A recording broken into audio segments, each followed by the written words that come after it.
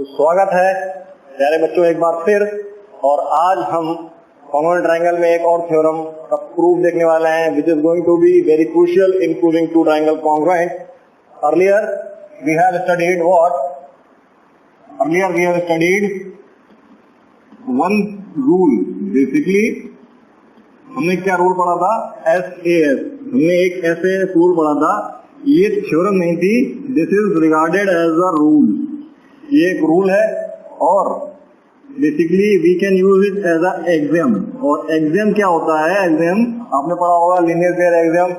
तो बच्चे एग्जाम तो बोल देते हैं, मीनिंग क्या होता है? Observation based fact. ऑब्जर्वेशन, इसको ऑब्जर्व किया गया कि अगर दो ट्रायंगल हैं, उसकी एक साइड फिर साथ वाला एंगल फिर उसके साथ वाली साइड बराबर हो जाते हैं तो ट्रायंगल कॉन्ग्रुएंट हैं। ये एग्जाम, तो ये एक रूल है, एग्जाम है, ठीक है। We can't take the proof of this theorem, we don't have proof. हमको ऑब्जर्वेशन बेस्ड फैक्ट के बिहाफ पे इसको यूज किया जाता है। Now we will move further, but before moving further I would like to tell you question, what is CPCT? CPCT क्या होता है? ये मुझे इस क्लास के आखिरी में इसकी फुल फॉर्म भी हम लोग सीख लेंगे। CPCT क्या होता है? हम we can use this term frequently in doing our questions. Now our today's theorem is angle side angle, ASA. Means if two triangles are said to be congruent, what we can say? Two triangles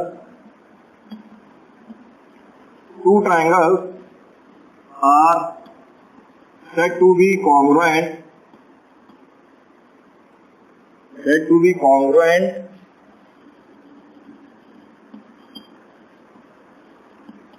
if two angles and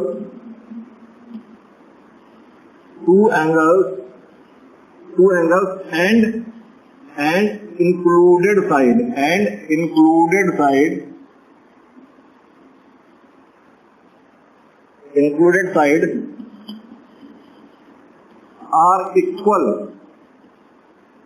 are equal to the two angle, or we can say two angles and included side respectively, included side of another triangle,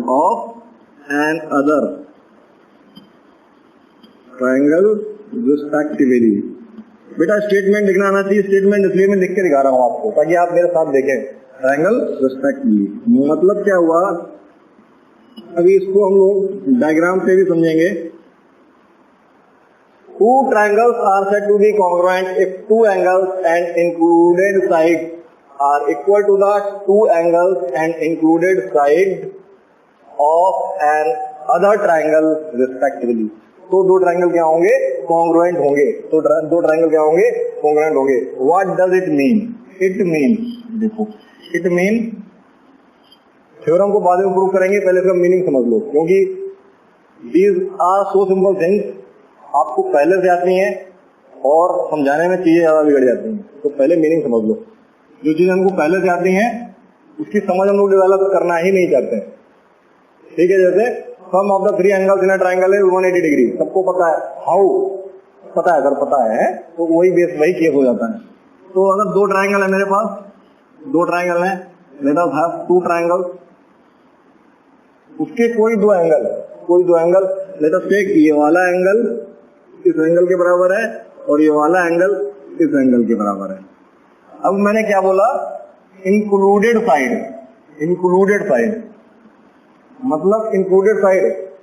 तो अगर मैं ये side लेता हूं तो ये इसको include कर रही है, ये साइड लेता हूं तो इसको इंक्लूड कर रही है।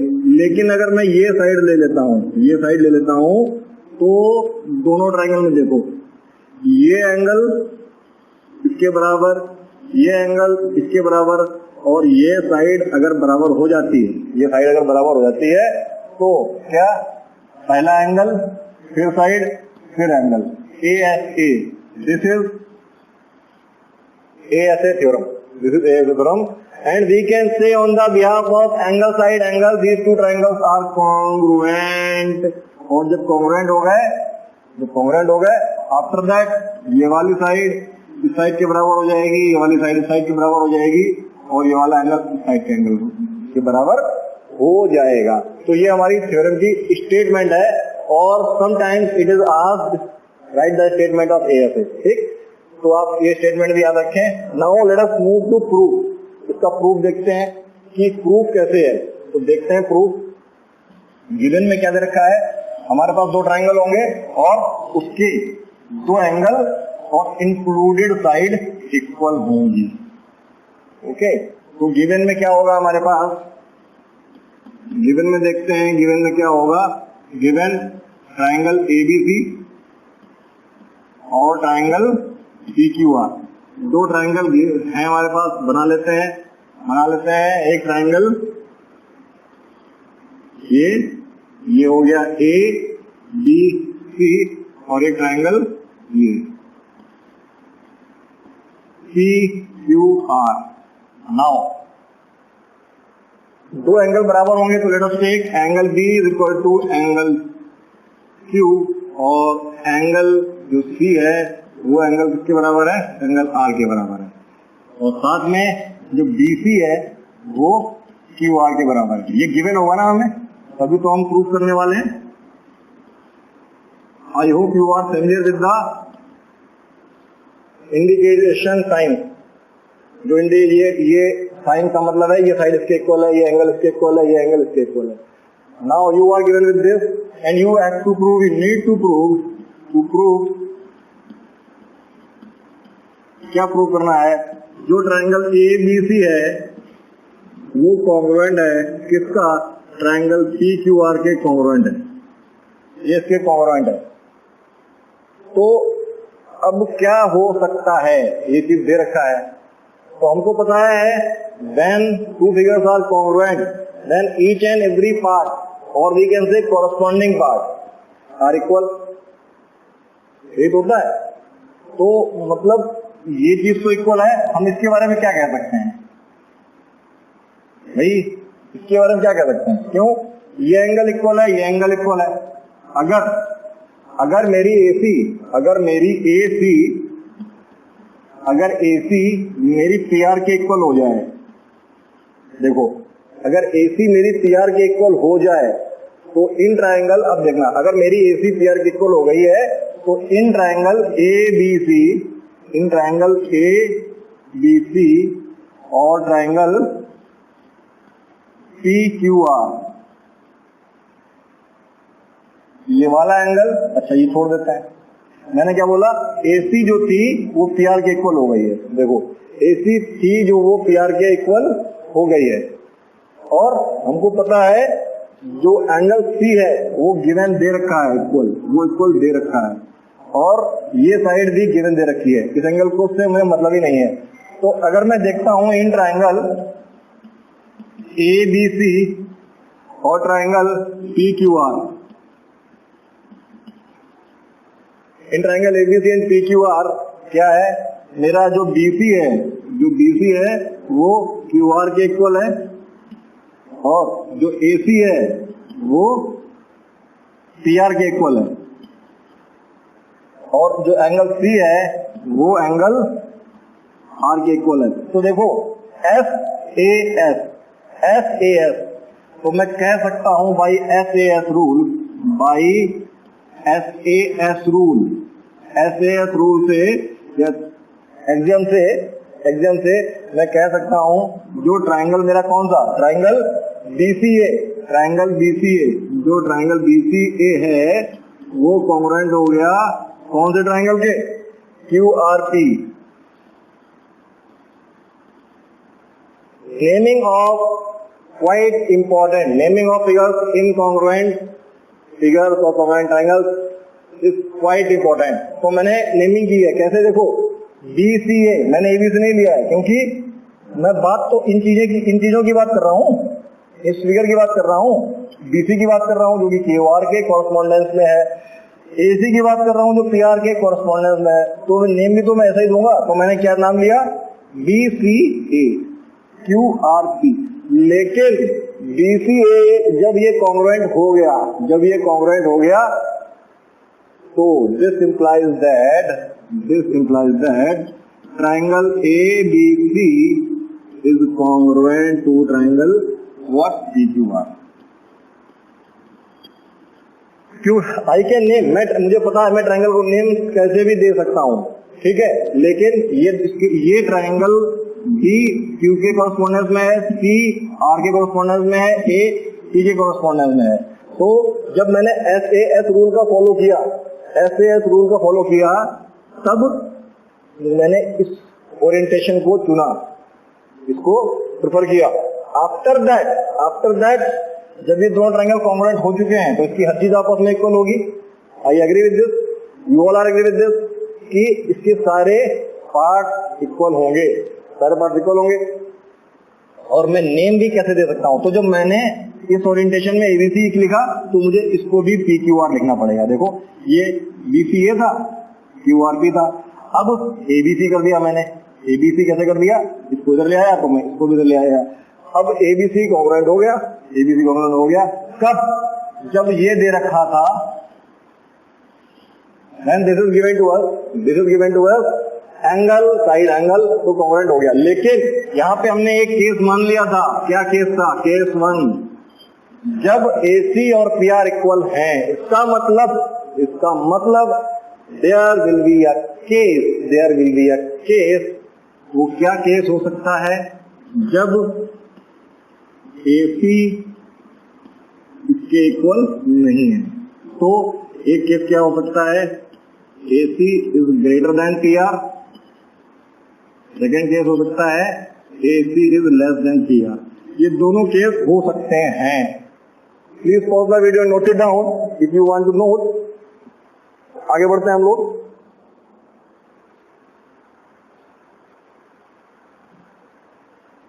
केस सेकेंड, आगे बढ़ते हैं। देखो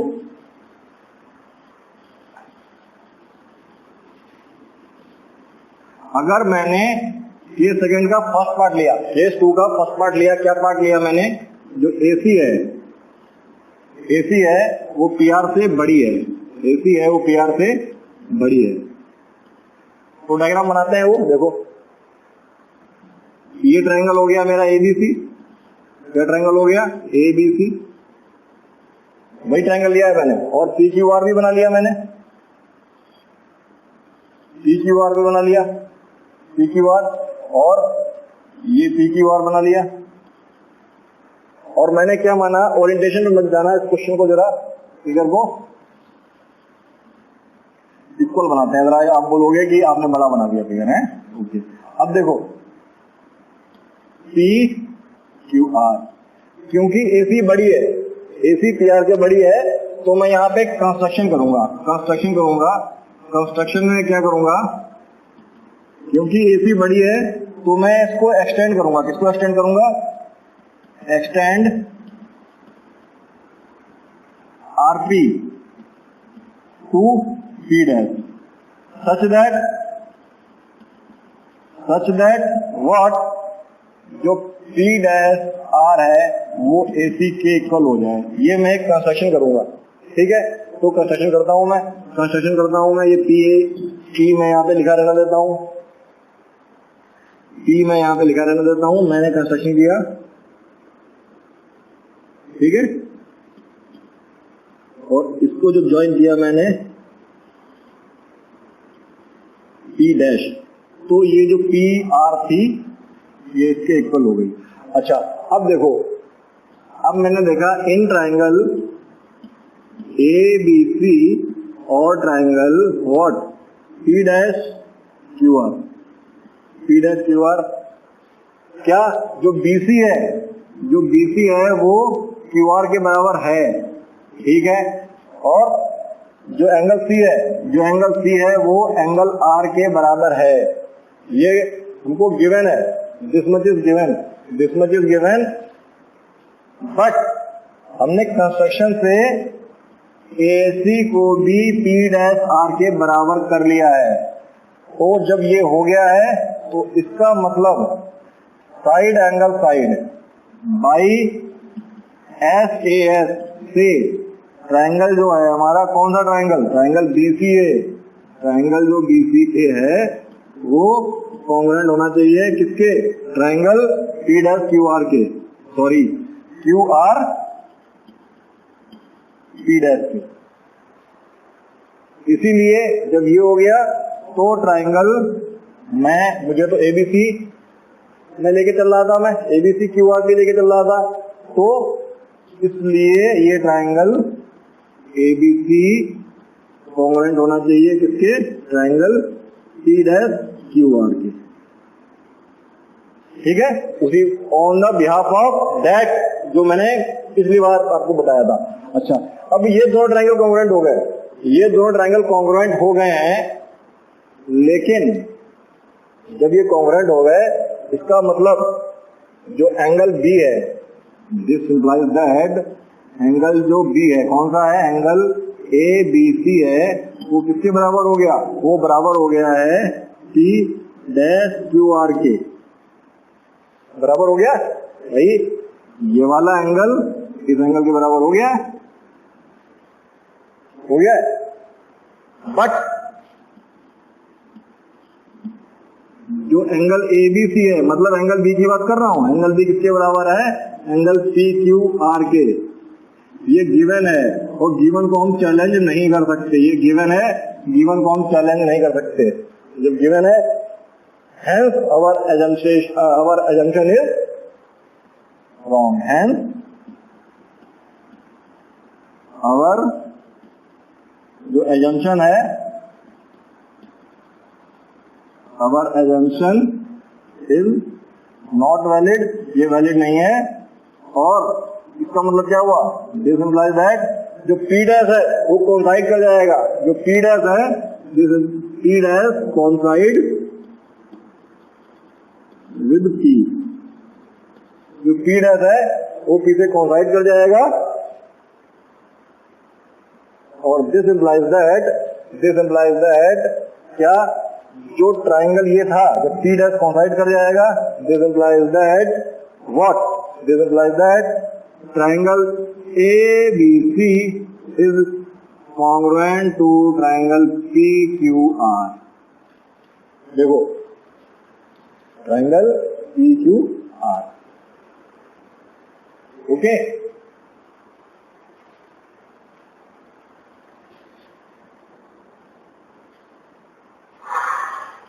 ये थोड़ा अगर नीचे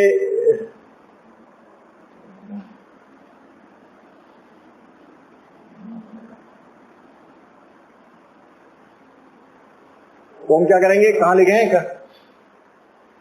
यहां लिखते हैं, and our assumption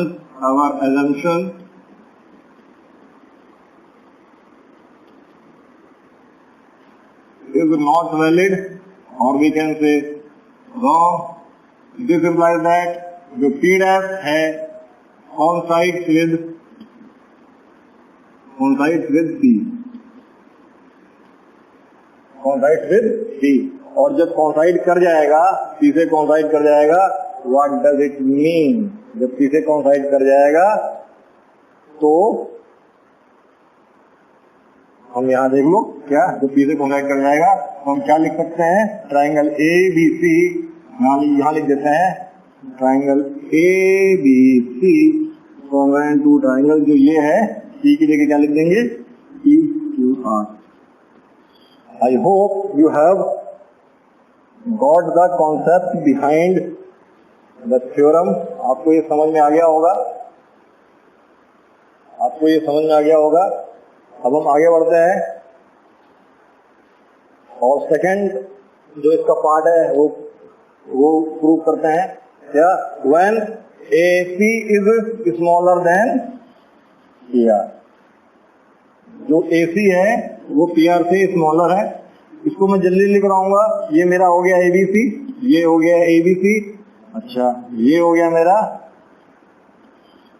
PQR, और मुझे पता है AC PR से बड़ी है, तो कंस्ट्रक्शन में इस बार मैं एक्सटेंड नहीं करूंगा, मैं टेक पॉइंट P डैश क्या है? टेक पॉइंट, मैं कंस्ट्रक्शन में क्या लिखूंगा? Take point P on PR, take point P dash, take point P dash, मैं P डैश पॉइंट यहां लूंगा ये। अब देखो जब इस तरीके से पॉइंट लिया, PR is equal to AC। अब मैं दोबारा ये वाला ट्रायंगल और ये वाला ट्रायंगल कंसीडर करूंगा। ये वाली साइड इस साइड के बराबर दे रखी है, ये वाला एंगल इस एंगल के बराबर है और ये वाली साइड इस साइड के बराबर है।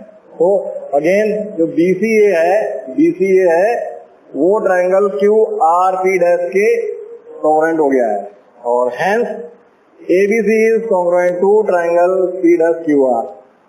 लेकिन ABC था वो P डैश QR के बराबर भी होना चाहिए, जो कि पॉसिबल नहीं है क्योंकि हमको पहले से ही दे रखा है भाई। जब ये दोनों ट्रायंगल कॉन्ग्रुएंट हो जाते हैं तो ये एंगल इस एंगल के बराबर होना चाहिए, लेकिन ये वाला एंगल बराबर पहले से ही गिवन है, ये गिवन पहले से ही है, तो जो पहले से ही गिवन है वो मान्य होगा। तो our assumption is wrong, P coincide with P, और we can say if the two angles on one side of a triangle is equal to the two angles and included side of another triangle, the two triangles are said to be congruent. I hope you can use this theorem in proving different triangles congruent easily. See you in the next video. Bye bye.